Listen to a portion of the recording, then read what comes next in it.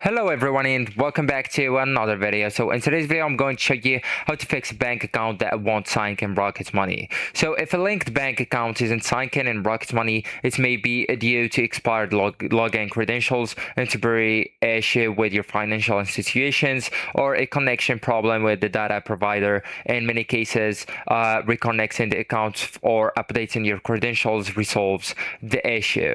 So actually, guys, at first you will need to refresh the account connection, okay?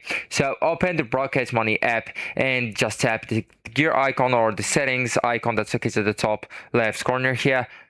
And then select linked account option. You will find it here listed.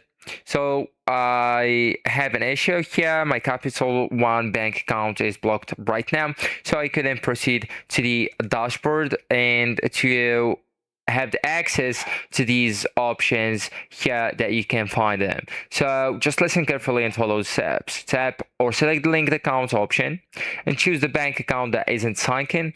Then just tap refresh or update credentials if prompted. So complete any required security verification afterwards, such as one-time passcode or multi-factor authentication.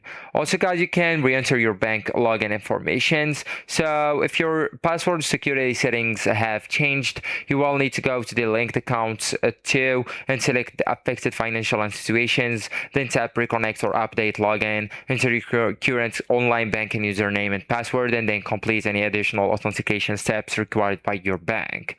So actually, guys, that's it. This is the end of the video. Thank you so much for watching, and goodbye.